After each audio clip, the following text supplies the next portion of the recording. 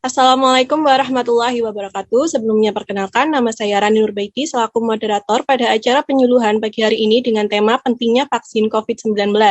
Sebelumnya, saya akan memperkenalkan dua orang pemateri hebat kami, yaitu yang pertama ada Maulia Rahmawati dan yang kedua ada Umi Latifah, dan seorang notulen yaitu Vinsa Amalia Sabatini. Kepada pemateri yang bertugas, dimohon dipersilahkan untuk memaparkan materinya. Baik, bagaimana ibu-ibu dan bapak-bapak? Bagaimana kabarnya hari ini bapak-bapak dan ibu-ibu? Alhamdulillah, baik. Alhamdulillah. Alhamdulillah. Semoga kita senantiasa dijauhkan dari segala mara bahaya dan tentunya terinfeksi dari virus corona. Baik, saya pemateri pertama yakni akan menjelaskan tentang pentingnya vaksin COVID-19. Untuk Mbak Pinsa, bisa next.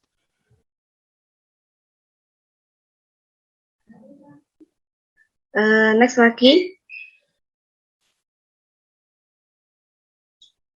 Nah, untuk latar belakang dari vaksin ini yaitu yang pertama pada tahun 2019 muncul wabah virus yang pertama kali ditemukan di Wuhan, Hubei, Republik Rakyat Tiongkok. Virus ini diberi nama SARS-CoV-2 atau COVID-19. Virus tersebut menyerang sistem pernapasan pada manusia hingga menyebabkan kematian. Tidak hanya Cina, melainkan seluruh dunia merasakan dampak dari pandemi COVID-19. Contohnya seperti negara kita ya ibu-ibu ya, seperti negara Indonesia ini sudah menyebar di seluruh daerah maupun desa yang lain-lainnya. Lalu berbagai upaya telah dilakukan untuk menanggulangi hal tersebut. Salah satunya dengan diadakannya program vaksinasi oleh pemerintah di seluruh dunia, termasuk di Indonesia. Program vaksinasi tersebut bertujuan untuk membentuk kekebalan imun tubuh kelompok terhadap virus COVID-19. Namun, banyak dari masyarakat yang tidak mempercayai hal tersebut. Berdasarkan latar belakang di atas, maka kami sebagai tim kesehatan dari D3 Keperawatan Lumajang akan memberikan sebuah materi tentang pentingnya vaksin COVID-19. Bisa di next, Mbak Vinsa. Next. Nah, untuk materi penyuluhan yang pertama yaitu pengertian vaksin COVID-19. Sebelum saya menjelaskan pengertian dari vaksin COVID-19, apakah ibu-ibu tahu apa sih vaksin COVID-19 itu? Yang saya tahu itu vaksin COVID-19 itu untuk menjaga imun kita dari COVID-19. Itu yang saya tahu sih. Nah, bagus sekali Mbak Vinsa ya. Untuk ibu-ibu yang lain ini maupun bapak-bapak, ini Bapak Dienan. Nanti saya kasih hadiah loh bagi yang itu ibu-ibu, bagi yang berani menjawab.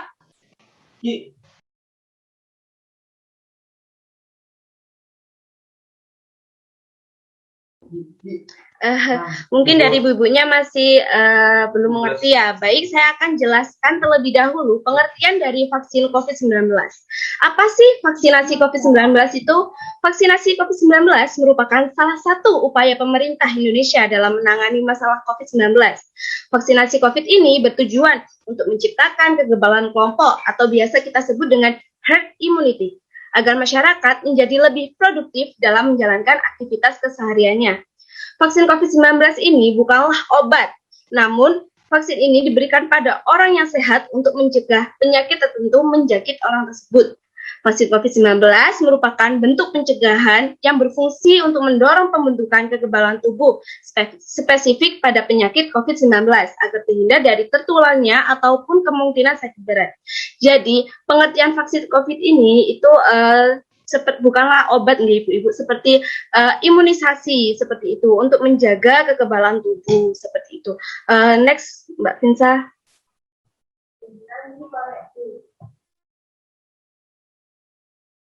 Nah, untuk jenis-jenis vaksin COVID-19, ibu-ibu dan bapak-bapak perlu mengetahui dari efikasi maupun efek samping yang ditimbulkan. Efikasi itu apa sih? Efikasi itu sebuah cara kerja dari vaksin COVID itu seberapa persen sih dalam tubuh kita.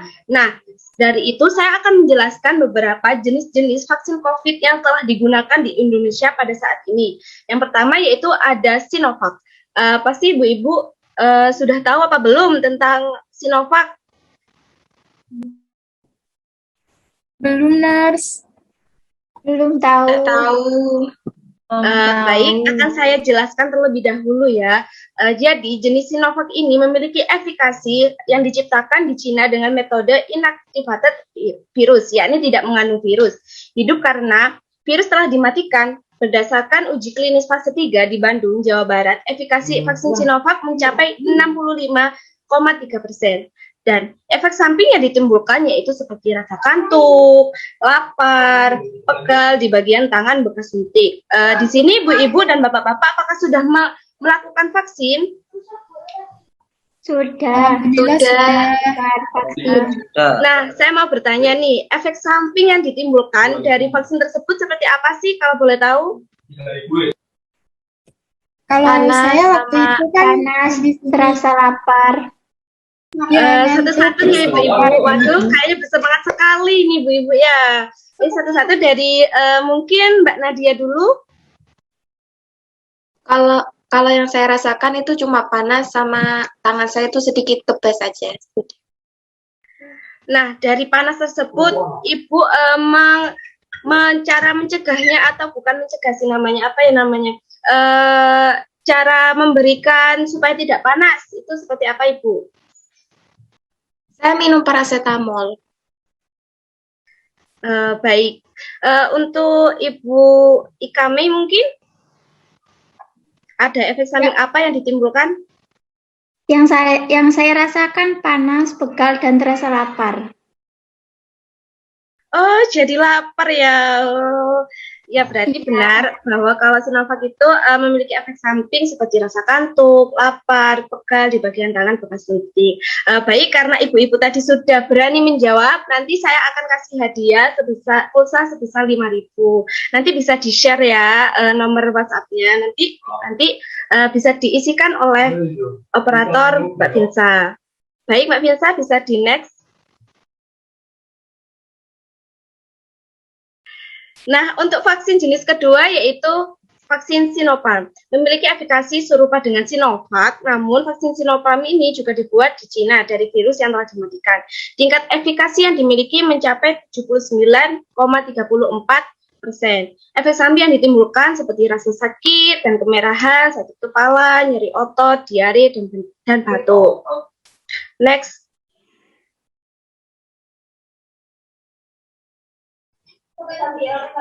Lalu yang ketiga yaitu jenis AstraZeneca. Efikasi dari AstraZeneca ini diciptakan berdasarkan metode rekayasa genetika untuk memicu respon imun. Vaksin dari Inggris ini memiliki efikasi mencapai 63,9%. Efek samping yang ditimbulkan yaitu nyeri atau gatal di tangan bekas suntikan, demam, sakit kepala, mual, nyeri otot, dan sendi. Next.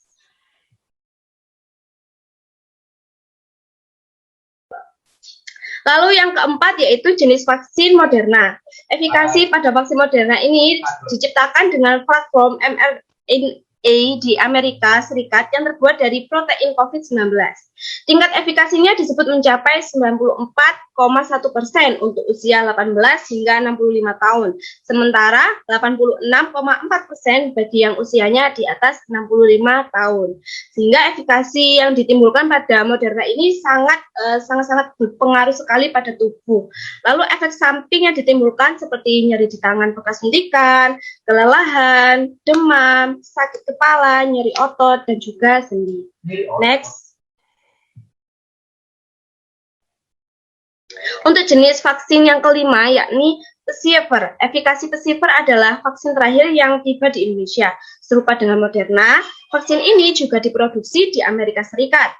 Tingkat efikasinya disebut paling tinggi di antara vaksin merek lain, yakni sebesar 95,5% pada usia di atas 16 tahun, sementara itu usia 12 hingga 15 tahun sebesar 100%. Efek samping yang ditimbulkan pada vaksin jenis Pfizer ini yaitu rasa lelah, sakit kepala, nyeri di bekas suntikan, nyeri sendi, dan otot, mual, dan muntah, dan demam. Jadi ibu-ibu harus mengetahui selain ibu-ibu pergi ke puskesmas ataupun ke klinik, ke balai desa yang sedang melakukan vaksinasi, ibu-ibu juga harus mengerti dari jenis-jenis maupun efek samping yang ditimbulkan dari vaksin tersebut. Apakah ibu-ibu paham? Dan bapak-bapak? Paham. Alhamdulillah paham.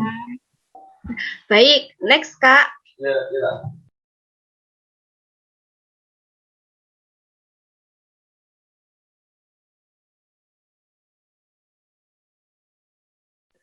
Nah, untuk yang selanjutnya yaitu kita akan membahas manfaat dari vaksinasi COVID-19. Menurut Kemenkes atau Kementerian Kesehatan Republik Indonesia tahun 2021, vaksin COVID-19 ini pasti memiliki manfaat. Di antara lain yaitu yang pertama, untuk merangsang kekebalan tubuh. Lalu yang kedua yaitu ketika tertular COVID-19, dampaknya tidak terlalu berat.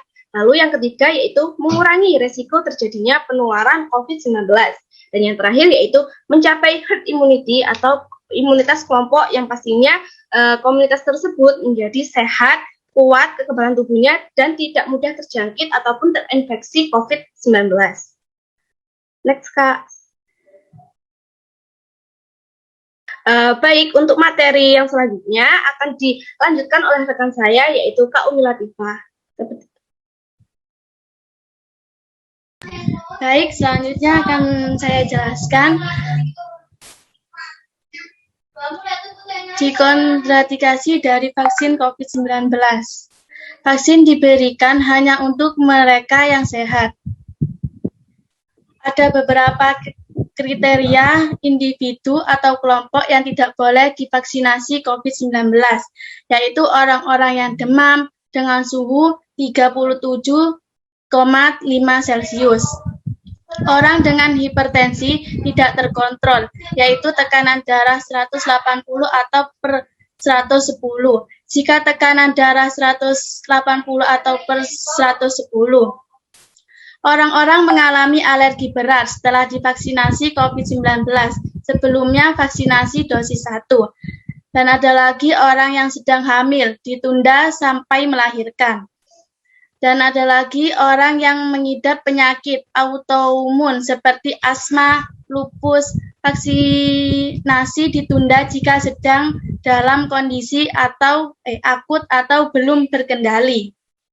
Boleh next.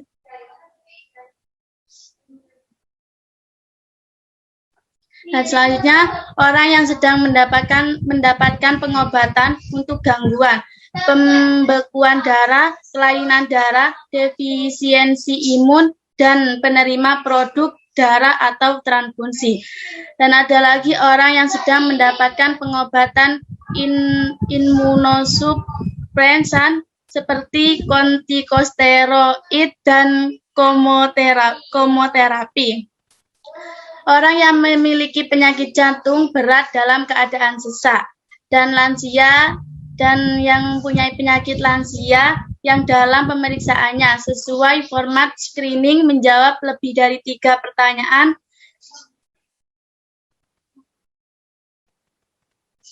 Orang yang memiliki riwayat alergi berat setelah divaksinasi COVID-19 sebelumnya, maka vaksin tidak dapat diberikan. Next, Kak.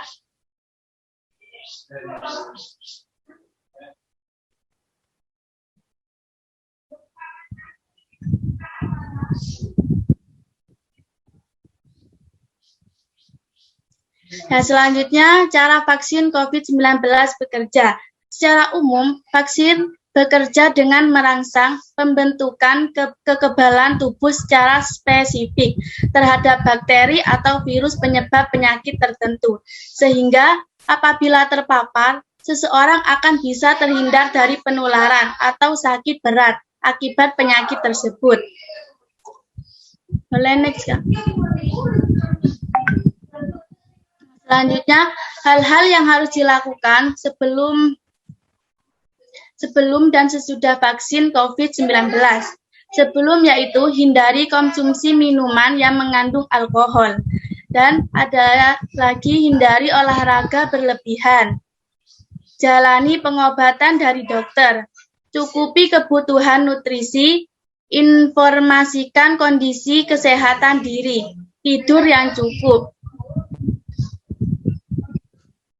Dan sesudah, kita harus memperhatikan efek samping vaksin.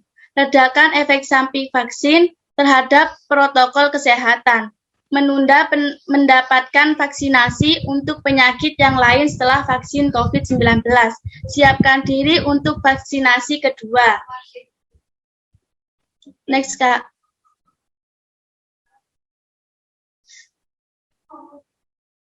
Kesehatan.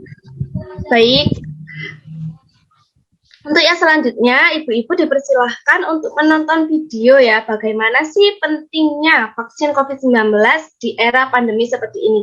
Boleh diputarkan ya Kak Insa?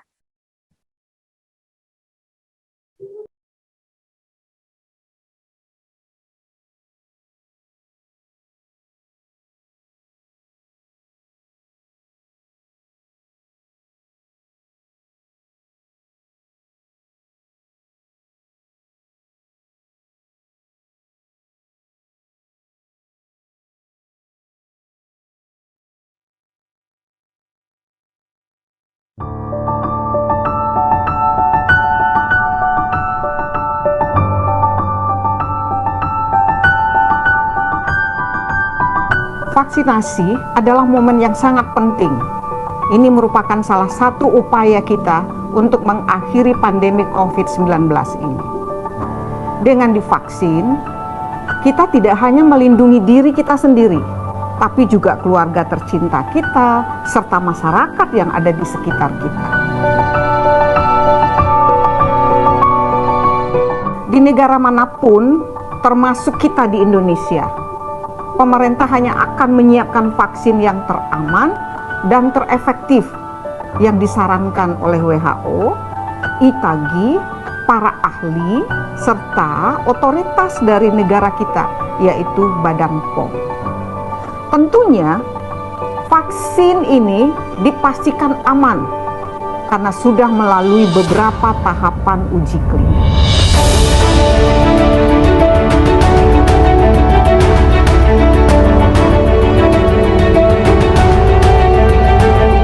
Kita tenaga kesehatan telah senantiasa berjuang di garis terdepan dalam menangani pasien COVID, sehingga mereka sangat rentan untuk tertular. Oleh karena itu, mereka harus menjadi prioritas untuk diberikan vaksin. Kami berharap tenaga kesehatan ini bisa merasa aman karena vaksinasi ini dapat meningkatkan kekebalan tubuh mereka.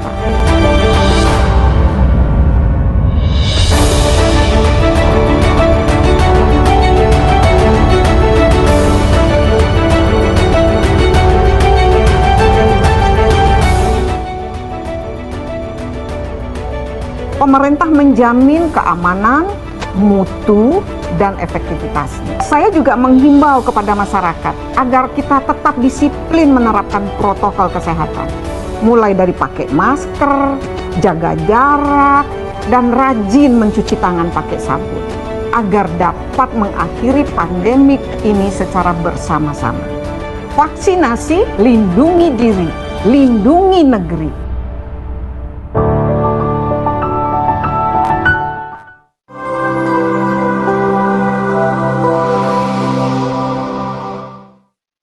Baik, selanjutnya adalah sesi tanya jawab. Kepada para audiens yang ingin menyampaikan pertanyaan bisa langsung bertanya dan raise hand dan langsung bisa dijawab oleh para pemateri.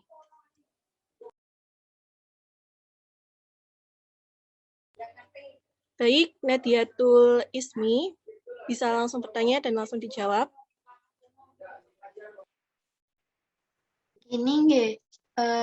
Ini kan banyak ya yang beredar mengenai hoax yang kalau vaksin tersebut itu bisa menyebabkan kematian. Apakah itu benar nggih? Baik, akan saya langsung jawab saja nggih. Baik, terima kasih pertanyaan dari Bu Nadiatul Ismi, sangat bagus sekali. Nah, ini menjadi persoalan masalah yang sangat genting-gentingnya di masyarakat, di mana vaksin COVID-19 itu bisa menyebabkan kematian seperti itu, nggih. Nah, pada dasarnya kita sebelum melakukan vaksin itu tadi kan sudah dijelaskan harus mengerti dari hal-hal yang harus diperhatikan sebelum dan sesudah. Jadi sebelum vaksin kita harus mulai dari imun, makanan yang kita konsumsi sebelum vaksin itu harus bagaimana, lalu kesehatan yang sangat optimal juga dibutuhkan pada saat vaksin tersebut. Jadi vaksin ini juga diberikan pada orang-orang yang sehat. Makanya sebelum vaksin kenapa sih dilakukan screening, dimulai dari suhu, tekanan darah, apakah ada alergi maupun yang lainnya. Nah itu bisa mencegah terjadinya kematian tersebut seperti itu. Jadi jangan takut vaksinasi COVID-19 ini bisa menimbulkan kematian. Tidak, vaksinasi ini sebelum diedarkan oleh para peneliti, oleh para produsen yang memproduksi vaksin tersebut itu pastinya sudah diuji secara klinis, itu sudah apakah sudah aman untuk dikonsumsi atau tidak, diberikan pada masyarakat seperti itu. Jadi untuk ibu-ibu maupun bapak-bapak jangan takut akan vaksinasi COVID-19 ini, karena vaksin tubuh kita bisa meningkatkan imun yang kebal seperti itu. Apakah bisa Ibu Nadiatul Ismi pahami? Ya, bisa. Makasih nih, Mbak. Iya. Untuk pertanyaan selanjutnya dari Mbak Ika Mei Suryani, bisa langsung dijawab ya. Baik. Ini saya ingin bertanya, berapa lama perlindungan vaksin bisa bertahan? Terima kasih. Baik, langsung saya jawab saja. Berapa lama sih perlindungan vaksin itu? Dari vaksin tersebut pastinya yang kita ketahui kita melakukan dari dosis pertama, dosis kedua, dosis ketiga. Nah itu supaya untuk selalu meningkatkan terus kekebalan tubuh kita, karena kekebalan tubuh pada manusia, pada kita sendiri saja, pada setiap manusia itu berbeda-beda. Jadi alangkah lebih baiknya untuk para ibu-ibu ini dan bapak-bapak untuk menyegerakan vaksin COVID-19 sehingga tidak gampang tertular oleh vaksin COVID-19, dan juga jangan bergantung pada vaksin COVID-19 saja. Tentang makan, minum, berolahraga itu juga sangat penting dan berpengaruh bagi kesehatan dan mental kita pada saat pandemi seperti ini. Seperti itu. Jadi jangan mengandalkan vaksin saja, karena dari pola kita makan, pola kita hidup secara bersih atau tidak, itu juga berpengaruh pada hal tersebut seperti itu. Apakah bisa dimengerti nggih, Bu kami? Iya Mbak, bisa dimengerti. Terima kasih. Iya, sama-sama. Untuk pertanyaan selanjutnya dari Mbak Saida Fatima. Silakan. Ya, terima kasih. Saya mau bertanya, untuk vaksin ini kan 2 kali ya diberikannya. Nah, jika pada yang kedua tidak melakukan suntik, apa penyebabnya nih? Mohon maaf, tadi sempat terputus-putus, Bu. Bisa dijelaskan lagi untuk soal apa? Pertanyaannya. Oke, begini, kan vaksin itu diberikan 2 kali. Nah, jika kita sudah mendapat dosis pertama, terus waktu untuk mendapat dosis kedua, kita tidak langsung suntik gitu. Apa penyebab jika tidak suntik pada dosis kedua? Baik, saya akan langsung menjawab pertanyaan dari Bu Saida. Apa penyebab jika kita sudah melakukan penyuntikan dosis ke-1, namun untuk yang dosis kedua tidak langsung dilakukan gitu? Mungkin tidak ada mungkin penyebabnya tergantung dengan imunitas tubuh kita. Jika imunitas tubuh kita menurun, mungkin rentan akan terkena infeksi tersebut. Nah, dari dosis 1 dan dosis 2 ini kan pastinya berbeda. kalau sama pastinya tidak akan diberikan dosis 1 dan dosis 2 kan. Jadi bagi ibu-ibu dan bapak-bapak perlu mengetahui adanya dosis 1, dosis 2, dosis 3.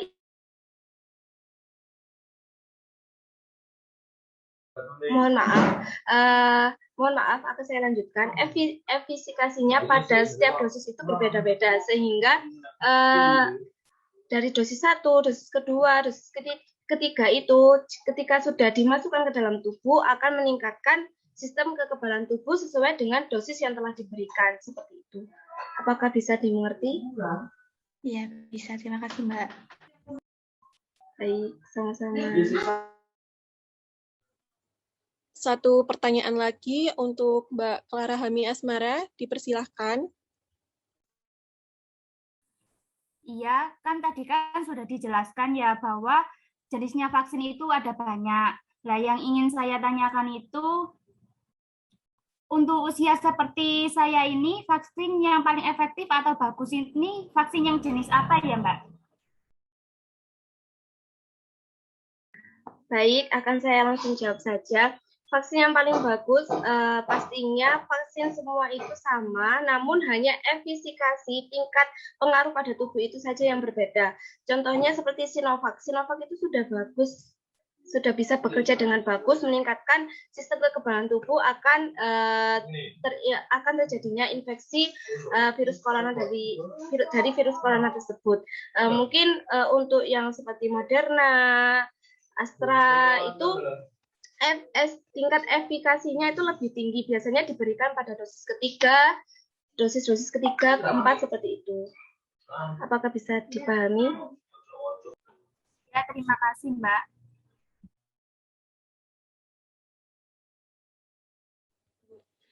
Baik, untuk sesi pertanyaan sudah selesai dan sesi yang terakhir adalah sesi penutup. Mungkin dari para pemateri ada pesan yang ingin disampaikan kepada para audiens kita sebelum ditutup kegiatan pada hari ini.